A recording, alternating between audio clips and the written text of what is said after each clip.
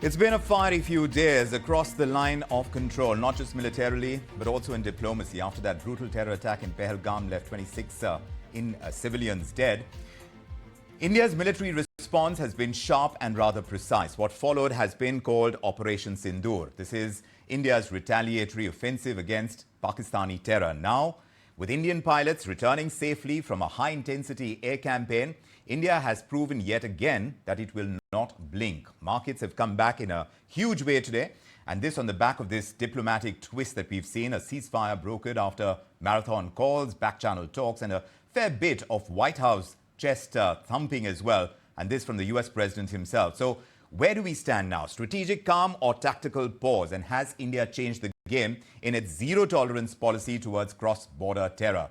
To unpack the military muscle, the political messaging that we've got from the Prime Minister right now as well, and the larger strategic takeaway from Operation Sindoor, let's speak to a seasoned voice who's seen such flashpoints both from the war room and the command post. Defense expert and retired Air Marshal P.S. Ahluwalia of the Indian Air Force joining us. Great to have you with us, sir. Sir, tell us about Operation Sindoor. It has been called the most calibrated military campaign that we've seen since Balakot.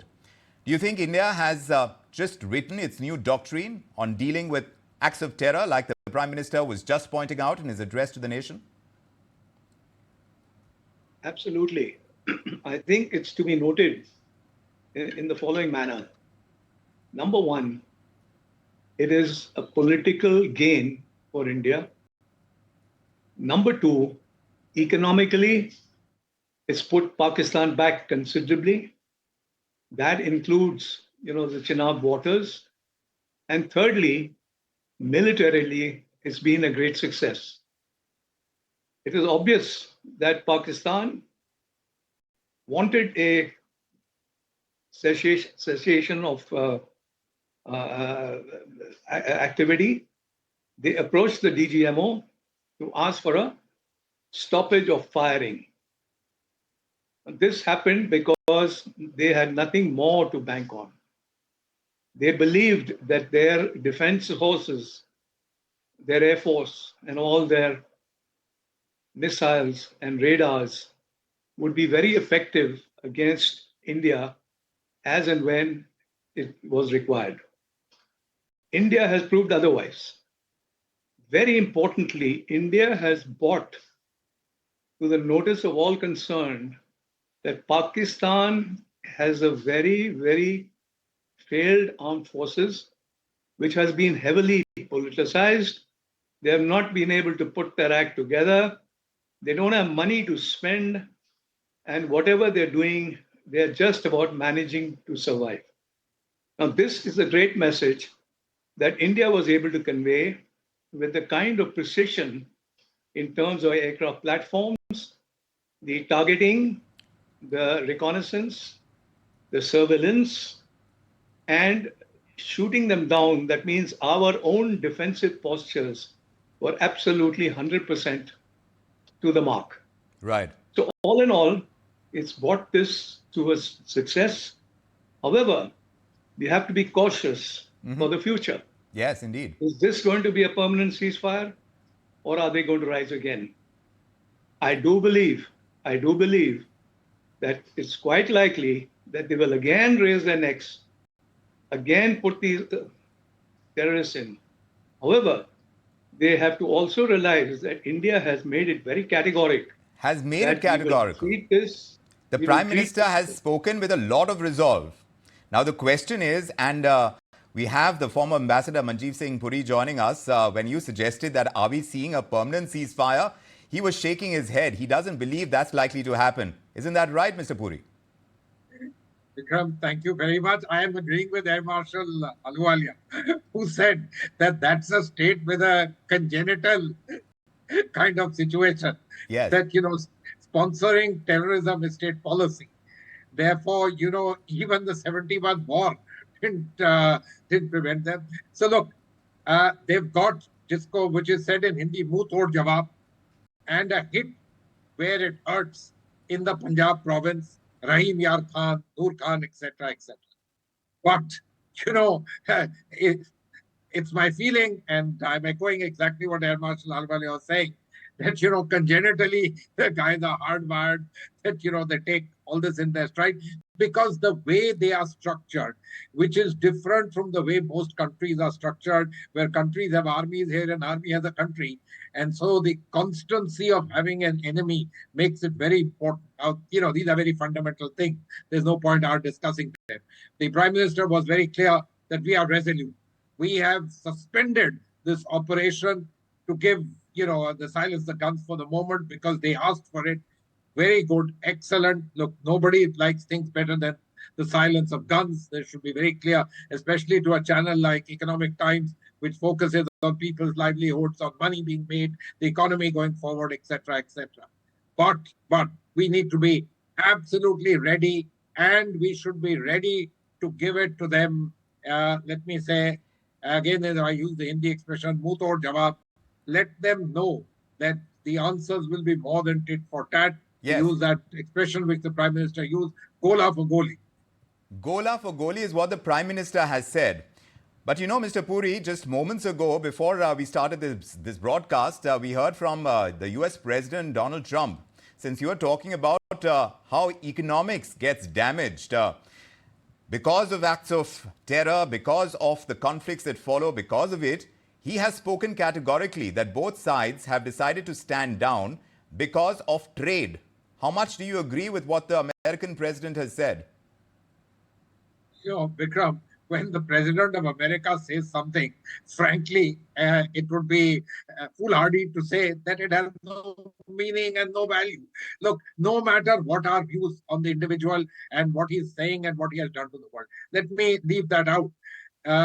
Look, the issue of economics to a developing country is critically important. It should be important for Pakistan too, a country which has repeatedly sought IMF bailouts. But, as I told you, the way they've hardwired themselves is that we are faced an enemy, we are fighting an ideological battle, so on and so forth. We are a country which has become the fourth largest economy in the world. I don't know if ET has reported this strongly and big enough. The latest IMF World Economic Outlook changed us from the position 5 to position 4, whereas Pakistan slid down the numbers. So, these are facts of the matter. Money matters, trade matters, and that's why the United States is particularly important. Now, there's a lot of talk about mediation and all. I don't want to get into all that. I don't. But, the United States has a certain importance for Pakistan because Pakistan offers itself as a client state. But for India, because India and the United States are two of the world's larger economies, they're bound in democracy, they're bound in freedoms, bound in technology, and therefore all of these contexts certainly have a role to play. We are in the midst of major trade negotiations with them. These are important domestically for President Trump. So when you look at all of this, we're a responsible nation where our people come first. So indeed, and I was just looking at what the American president has said about this exactly. He says the leadership of India and Pakistan was unwavering and powerful. We helped a lot, and we also helped with trade. We're going to do a lot of trade with you guys, he said. Let's stop it. If you stop it, we're doing trade. If you don't stop it, we're not going to do any trade. People have never really used trade the way I used it, and that's what the American president said. He says my administration helped broker an immediate ceasefire, a permanent ceasefire between India and Pakistan. We'll put that in context. Just listen in to what the American president has said. On Saturday, my administration helped broker a full and immediate ceasefire, I think a permanent one, between India and Pakistan, ending a dangerous conflict of two nations with lots of nuclear weapons. And they were going at it hot and heavy, and it was seemingly not going to stop. And I'm very proud to let you know that the leadership of India and Pakistan was unwavering, powerful, but unwavering in both cases, and having these, they really were, from the standpoint of having the strength and the wisdom and fortitude to fully know and to understand the gravity of the situation. And we helped a lot. And we helped also with trade. I said, come on, we're going to do a lot of trade with you guys. Let's stop it. Let's stop it. If you stop it, we're doing trade. If you don't stop it, we're not going to do any trade. People have never really used trade the way I used it. That I can tell you. And all of a sudden they said, I think we're going to stop. And they have. And they did it for a lot of reasons, but trade is a big one. New normal तय कर दिया है। पहला, भारत पर आतंकी हमला हुआ तो मुंह तोड़ जवाब दिया जाएगा। हम अपने तरीके से, अपनी शर्तों पर जवाब देकर रहेंगे। हर उस जगह जाकर कठोर कार्रवाई करेंगे जहां से आतंकी जड़ें निकलती हैं। दूसरा, कोई भी न्यूक्लियर ब्लैकमेल भारत नहीं सहेगा। न्यूक्लियर ब्लैकमेल की आड़ में पनप रहे आतंकी ठिकानों पर भारत सटीक और निर्णायक प्रहार करेगा। तीसरा, हम आतंक की सरपरस्त सरकार और आतंक के आकाओं को अलग अलग नहीं देखेंगे। Those are strong lines coming in from the Indian Prime Minister, Marshall. I want you to assess this for us. What we're hearing from the American side. He speaks about the importance of trade, that America will not do business with either country if you don't stop the conflict. While we've heard the Prime Minister say that terror will be dealt with in a very strong and forceful way, wherever it is, and the roots of terror will be uprooted. Now, that is India's approach. You could call it a new doctrine as well. When you talk about this threat that is being used against India, about the blackmail of a nuclear threat, how do you assess the kind of wording that is coming through from an American president and what the Prime Minister is saying now? I think when Trump speaks, it's all about himself and nothing more. India has a policy, a declared policy, that it is only by mutual discussions, without any interference, we will come to some conclusions. What Pakistan has done, they have asked for a ceasefire, basically because they were at a dead end. They were getting hammered. They were getting hammered to a great extent. And that is what has brought them to the table, so that India will stop hammering them, which is causing them immense amount of loss, and very importantly, to their operational status. So as far as Trump is concerned, I don't think he had very much of a role, because he must have spoken to both sides here or there, or somebody in his government. But more than that, Pakistan has actually stopped this effort because they've been hit. They've been hit very hard. Previously, we never hit Pakistan per se. We always hit, the line of control, the launch pads over there. But this time, we've not only hit the training and the organizations of the JEM and the LIT, and then hit their Air Force bases. Correct. Their military bases.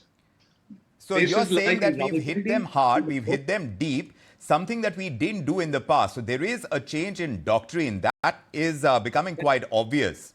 But Mr. Puri, what do you make this entire line that India is taking about decisive military action, that acts of terror from the Pakistani soil is going to be treated as an act of war? How do you think this is going to be treated on ground? How do you see India's stance actually changing? Because these are very strong words. So, Vikram, first, just a minute on President Trump. Look, he said, if you guys don't act, or this is what he claims, he said, if you don't act, there'll be no trade. He means trade between the United States and those countries. Correct. Okay. Yes. Indian Prime Minister made it very clear. Terror and trade don't go together. This is bilateral trade between us and them. We are a large economy. They benefit with trade with us. Trade maybe through third countries, through various ways, etc., etc. Not that we won't benefit by opening trade with them, but we are a large economy which can afford to eschew an economy which is doddering on our neighborhood. For them, we would have been a very useful economy to be doing trade with. We've been very clear this doesn't go. Look, on this mediation, etc. I think Air Marshal Ahluwalia has been very clear. It's an old settled position. We talk direct, and we need to talk directly on the matter. But fundamentally, they need to eschew and demonstrate that they are not in the business of fomenting and preserving and protecting and pushing terror, because talks and terror can't go together. It's a stated position which we've held now for quite some time. And let's see how this holds out. My own understanding is that Pakistan, I don't see them changing. That's a different matter. But in the near term, I do think that they need to think through this. Is it doing them any good? As a polity, they are going through a lot of issues and problems. Their military itself is under a great deal of tension. If you don't have money, frankly speaking, no military can be tremendously powerful, no matter how much of a client state situation you offer yourself with. But Mr. Puri, Pakistan is getting these multilateral agencies. You saw how aid has come through from the IMF. Now, how does that stop? Because diplomatically, does it require India to make a stronger case? Why did the IMF not buy into the kind of presentation that India made when it was as obvious as it seemed? So, Vikram, to us, many of these things seem obvious. But the IMF is an intergovernmental body, and I don't want to go into what we should have done and we should. We have a 2.5% voting share there. And obviously, the people with the largest voting shares, which are the Western world, the Europeans and the Americans, supported it. Look, do countries want Pakistan to become a failed state? No. We out here sitting may have this kind of a feeling. But, for many of them, a country with 200 million people situated where they are, and a country which, as I've repeatedly said, offers them itself as a client state for them, they understand that they needed to keep it under their control, but they can't afford for things to become anarchic in that place, and so on and so forth. Look, there's also an old element of how the narrative they've built over years. Look, the fact that after 9/11, almost all the terrorists were located in Pakistan. The world knows it. Exactly. And yet the world continues to ask the question, where is the proof that they did it? Come on, everyone knows. But, people play this for their own interests. And as I said, a 200 million strong country located where it is, willing to do your bidding, becomes an interesting case of a client state. It certainly seems so. But right now, when the Prime Minister was speaking about this as well, he said the Pakistani side had requested this DGMO level ceasefire call.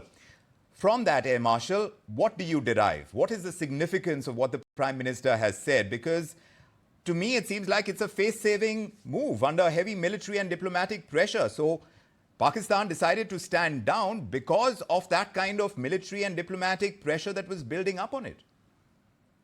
No doubt about it. But let's look at the future.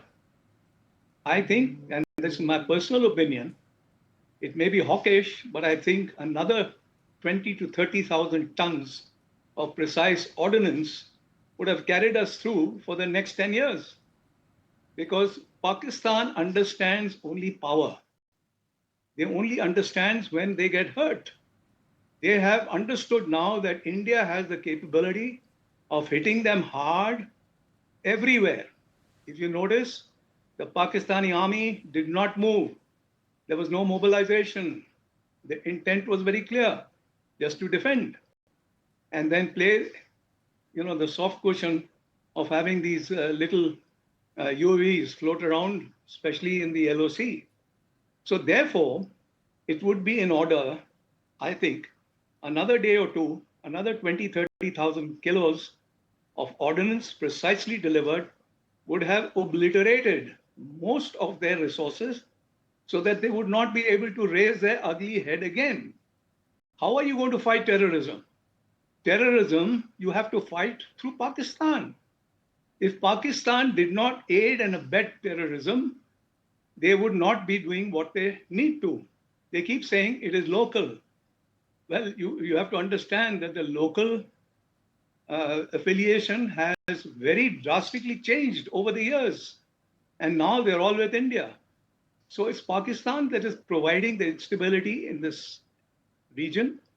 They are being absolutely vicious in putting these things through. Their army, their military is actually misfiring all over, and they are going to die a decent death within Pakistan itself. And we could have abetted it a little more if they're offering, the peace pipe. That's in their interest. So you're And I saying think that maybe, as a hawk, I would say another 20, 30,000 tons of hard ordnance, obliterate most of the airfields, obliterate their offensive aircraft, obliterate their defensive forces like radars and missiles. yeah. And then I think we would have been in a better position. So you think that it was a strategic move on Pakistan's side to move from that aggressive posture to a ceasefire to be able to safeguard its resources, its military resources? Yes, of course. Of course, they're nearly on their knees. We just help them to actually hurt them so that they घुटने टेकेंगे, आगे को ऐसा नहीं करेंगे. ये हमारा intention होना. अब क्या गारंटी है कि ये आगे से नहीं करेंगे, क्योंकि इनकी हिस्ट्री ऐसी है. They are so anti-India, it's not even funny. But More so after it happened what happened in 71. Then they tried Kargil, they tried all kinds of stunts. But we've come a So long you way have from to there, reiterate- Marshal, and I'm sure Mr. Puri may agree with that as well, because Mr. Puri, just see how India seems to have buried that strategic, restrained kind of tag. There has now been political backing, there has been political will at that, and now we are seeing a very strong posture where India has decided that enough is enough. No, Vikram, look, India has changed and India is changing and changing rapidly in the upward direction. There should be no doubt about it. The economy matters, I think. Let's be very clear. You're a bit richer, you will have even more munitions, you will have more armaments, you have everything. Air Marshal Ahluwalia is making some valid points. There are many who have the view that he's saying that he's hawkish. That's fine. But, I think fundamentally for governments, especially a government like India, which has to act responsibly and be seen as acting responsibly in the world, realism is also important, and you need to understand as to what you are doing. Since we both agree that this is a case of a ziddi, that the chances of this particular leopard changing its spots is very unlikely. You have to deal with things, and sometimes you have to also understand the environment in which things are. And you made a point, you made it strongly. Could you have made it better? Certainly, some people will say that. We don't know. We are not in the inside, so we don't know what are all the various calculations that have gone in, etc. But I do believe that we've been seen as a responsible country, and we have to act responsibly. We also have much larger geopolitical interests in the world, including dealing with the United States, with the Saudis, and so on and so forth. We are a country which is going places, and going places because of the way we deal with the world. Pakistan, I'm afraid, is not just a thorn. It's a huge, massive irritant around us. We have to deal with it, but the governments have to take a view on what is realistically possible at different times. So at this time, we heard the Prime Minister speak about India's defense capabilities as well, and that entire Make in India push, where we are talking about indigenously building our defense. How much of that did you see over here, Air Marshal? Because the IF's own ability to neutralize multiple threats using sensor fusion and all of that, that came through, according to you, intelligence, surveillance, reconnaissance. The ISR that we're talking about, is it matching global standards now, what you saw on display during Operation Sindoor so far? Certainly. In fact, you must notice that all the UAVs, they tried to strike all our airfields from the north, LOC, and down towards Jaisalmer. They tried to do that, but they were not able to succeed, because shooting down these UAVs is not so easy due to the small size as well as the very slow speed. The radars can't pick them up very easily, but we have made a change. in our air defense network. And we've added, a UAVs. The process there, that means we have taken up passive as well as actual kinetic action to knock down these UAVs. And that has been very, very successful. So that's been an add-on to the already existing, very, very efficient IACCS. That's the Integral Air Defense Command and Control Centers. So we have been able to prove it. The communications have been Indian because there are so many elements to this. But much of these elements are indigenous. And hopefully there'll be more such additions in the future. In fact, things like, missiles. Yes. Missiles. Now we are producing a lot of missiles. You see the BrahMos, very effective. It has caused a lot of damage to the Pakistani airfields. It has caused an immense amount of damage. But Air Marshal, we have also seen Chinese missiles getting used in during this operation. Yes. How would you assess the Chinese threat when we are dealing with Pakistan? The Chinese, they do have a certain amount of radars and missiles to protect Pakistan, but they have not been able to play their role. Our aircraft have gone and hit them right from the north to the south. We have entered even from the sea.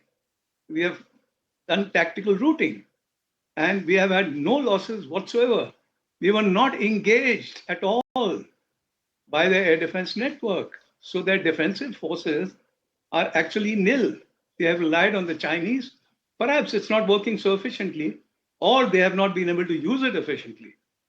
Whereas on the other side, as far as India is concerned, all the weaponry that we get from outside, all the weaponry that we produce in the country, all the communications and the precision guidance and surveillance through satellites, all that has been meshed in by the Indian Armed Forces and utilized very, very effectively, as you have seen.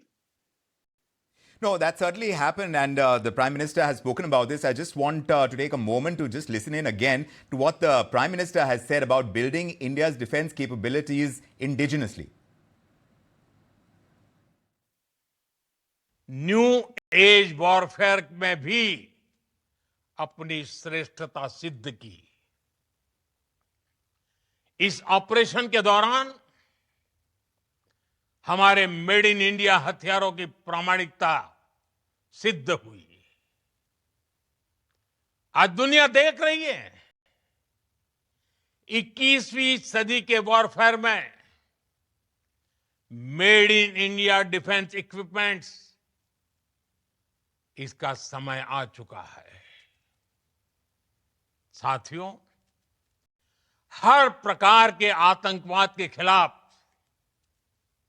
हम सभी का एकजुट रहना, हमारी एकता हमारी सबसे बड़ी शक्ति है। हमने पाकिस्तान के आतंकी और सैन्य ठिकानों पर अपनी जवाबी कार्रवाई को अभी सिर्फ स्थगित किया है।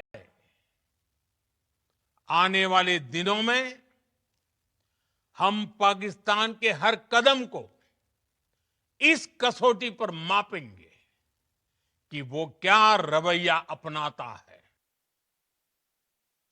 So that's what we got from the Prime Minister just moments ago when he was addressing the nation and joining us on this broadcast to lend further voice to the kind of statements that are coming through earlier from the DGMO, now from the Prime Minister as well, about Operation Sindoor. His retired Major General SVP Singh, a strategic analyst and also a former infantry commander.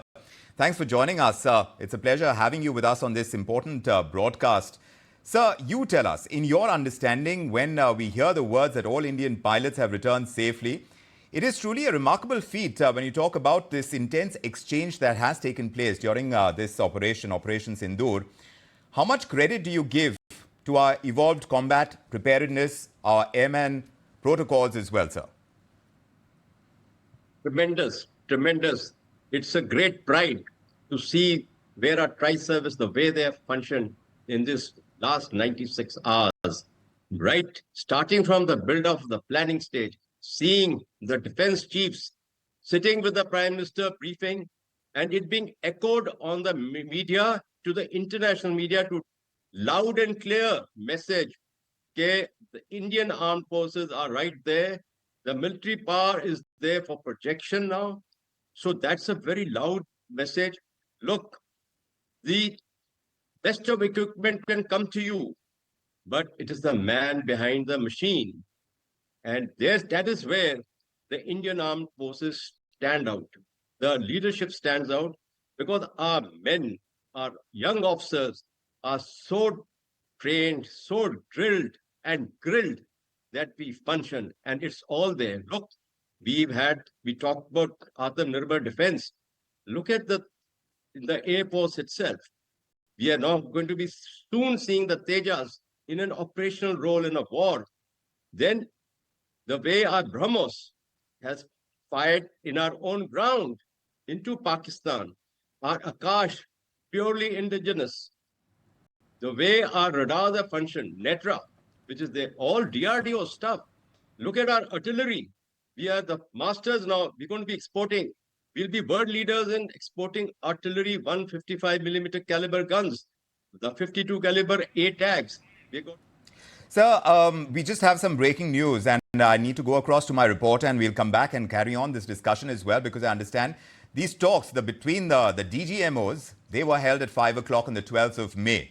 Now, issues related to continuing the commitment that both sides must not fire a single shot or initiate any aggressive and inimical action against each other, those were discussed between the DGMOs on the Indian and Pakistani side. It was also agreed that both sides consider immediate measures to ensure troop reduction from the borders and from the forward areas. Let me bring in my colleague on the phone line. Sumit Chaturvedi is joining us. Sumit, do tell us what you picked up on this. So these talks were expected since morning today. They were supposed to happen at 12. Then they were delayed by some hours, and they were finally held today. So clearly, as being stated, that both sides now will try to bring down the hostilities. In fact, not hostilities. Then, this kind of aggression, which has been seen from the last many days. So issues linked to continuing commitment that both sides must not fire a single shot or initiate any aggressive and inimical action against each other were discussed. It was also agreed that both sides consider immediate measures to ensure troop reduction from borders and forward areas. So we heard PM Modi today giving a very stern message to Pakistan and terror infrastructure which it has. But this is it will become the routine now that both DGMOs are going to talk and try to bring down the aggression levels which are there in the troops of both sides. Fair enough. Thanks, Sumit, for filling us in. Time for us to take a very, very quick break. We'll carry on this discussion. Of course, our panelists, Air Marshal Ahluwalia, Major General SVP Singh, and of course, Ambassador Puri. All of them will stay with us through the break. Sincere request from all of us here on ET Now. We will be back after this very short break on this special edition of India Tonight.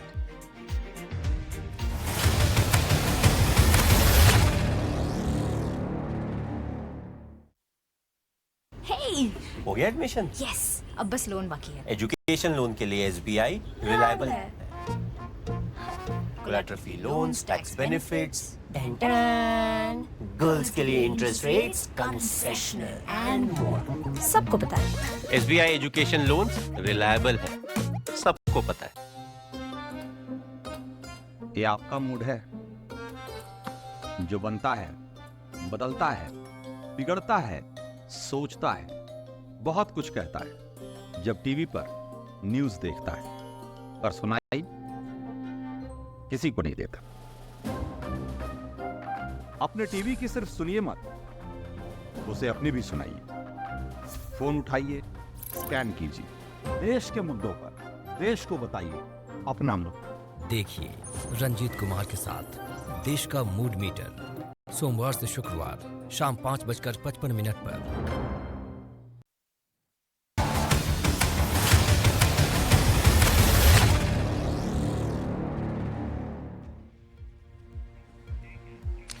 You're back with us on this special edition of India Tonight, where we're decoding everything that we've got by way of information On Operation Sindoor, the Prime Minister has spoken just moments ago at the top of the show. In fact, the Prime Minister has spoken about how the operation was conducted, how the ceasefire has been arrived at, and how terror is going to be dealt with very decisively. And there is a decisive change of stance from the Indian side. And joining us on this broadcast, our panelists, Ambassador Puri, I wanted to ask you in terms of a new counter-terror doctrine that we are talking about over here, and that's quite evident from what the Prime Minister is indicating as well.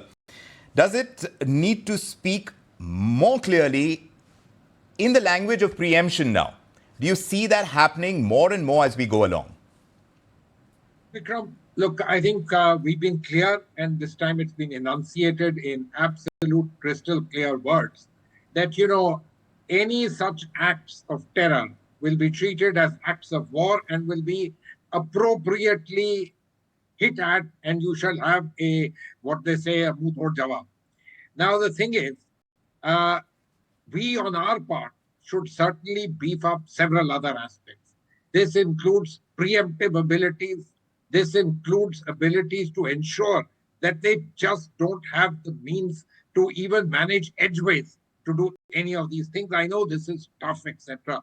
And of course, we need to raise our military abilities, postures, to be able to hit at them at will, whenever required, wherever required, etc., outside a full-blown conventional war, and take this forward. There's no doubt about that. And I'm sure, these are articulations which have been in the way for quite some time and now will be given more teeth as time goes on, because after all, now there is public political backing for this particular thing.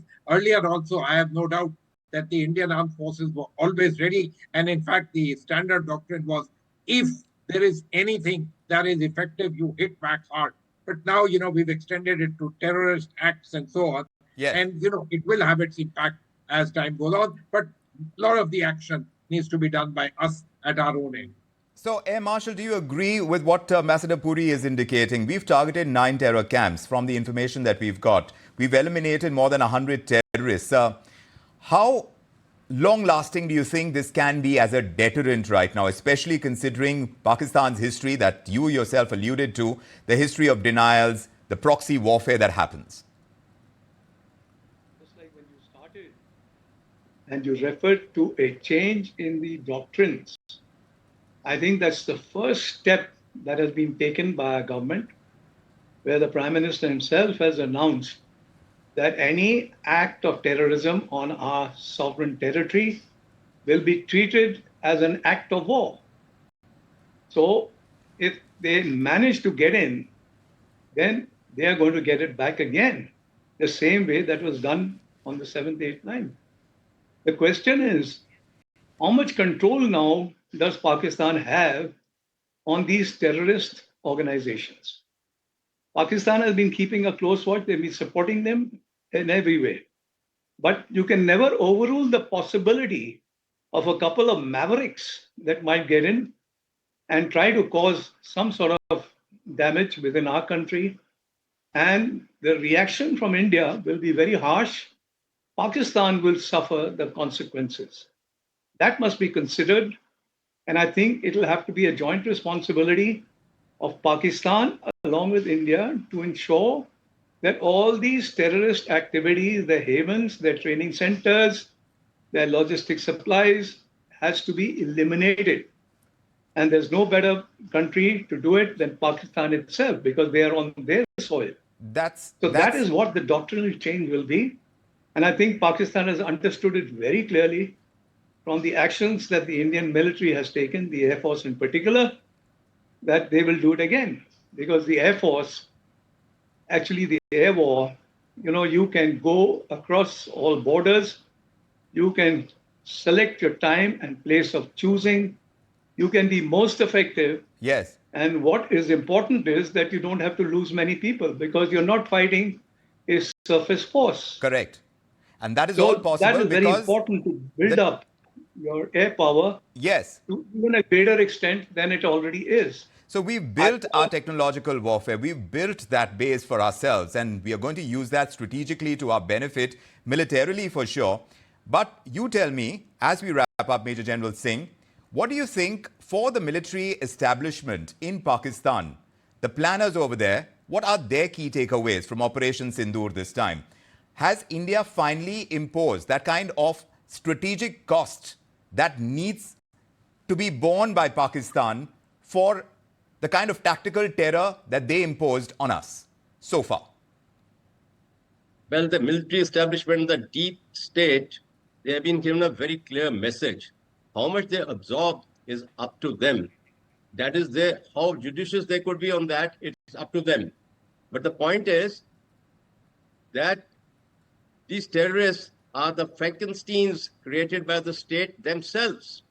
And to chase down a Frankenstein is a Herculean task ahead of them, because they are the deeply indoctrinated products of their madrasas, and which their defense minister and the prime minister have stated are our second line of defense.